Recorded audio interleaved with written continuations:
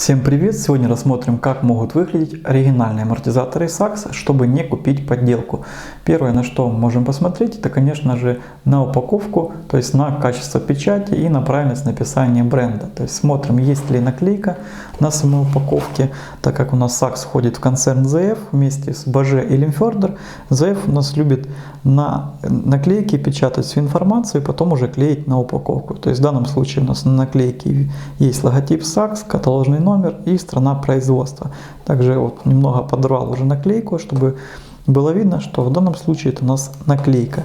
То есть если провести, то будет видно, что на упаковке наклейка. Также можно руками потереть саму упаковку. Как ни странно, на оригинальной упаковке SAXS краска должна оставаться на руках. Обычно это на подделках, но в случае SAXS совсем наоборот. То есть если краска остается на руках, значит это оригинальная упаковка. Упаковку немного рассмотрели, позже мы к ней вернемся. Переходим теперь к самому амортизатору. Можно, конечно, посмотреть сразу на сварочные швы, как они выполнены, но по сварочным швам довольно сложно определить, оригинал это или подделка. То есть по швам можно определить подделку, если явно видно, что швы местами шире на сантиметр или на полсантиметра.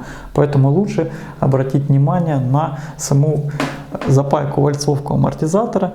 То есть она идет такими насечками, а не просто сварочный шов. То есть на таком амортизаторе, на втором амортизаторе у нас также есть насечки. Перейдем непосредственно к самой наклейке. Здесь есть определенные моменты. Первый из них это, например, цвет наклейки может быть синий, красный и белый. Второй момент, грубо говоря, это стиль наклейки. На одной может быть написан просто SAXS, на второй, например, SAXS Advantage и SAXS Super Touring.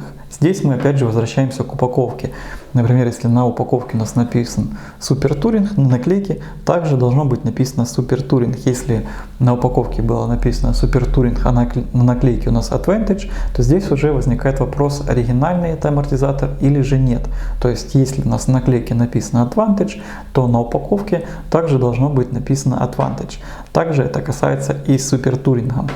Но, допустим, если у нас просто SAXS, то здесь уже на упаковке у нас не будет написано ни Advantage, ни Super Touring. Следующий момент это голограмма на самой наклейке. То есть под разным углом должно виднеться слово SAXS, либо же картинка самого амортизатора. Но кроме этого в обязательном порядке должно быть уже слово оригинал. То есть либо одно, либо в основном это много мелких слов, оригинал мелким шрифтом, их плохо видно, сложно разобрать, но в принципе, если присмотреться, то можно увидеть много слов оригинал. То есть тогда мы понимаем, что в руках у нас в действительности оригинальный амортизатор. И, конечно же, само собой, это у нас каталожный номер, который совпадает с упаковкой, серийный номер. То есть, подводя итог, мы можем выделить такие моменты, что на упаковке у нас должна быть наклейка, на которой отпечатана вся информация, то есть каталожный номер, логотип, серийный номер и так далее.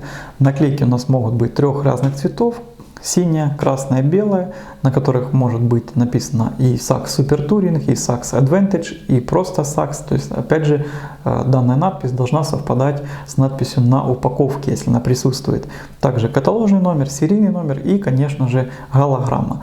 И можно посмотреть на сами сварочные швы, чтобы они были, можно сказать так, выполнены насечками. На этом все. Всем спасибо за просмотр. В описании под видео будут все ссылки на наш магазин, наш Instagram, Telegram и Facebook. Подписывайтесь на наш канал, ставьте лайк. Всем удачи на дорогах и до новых встреч!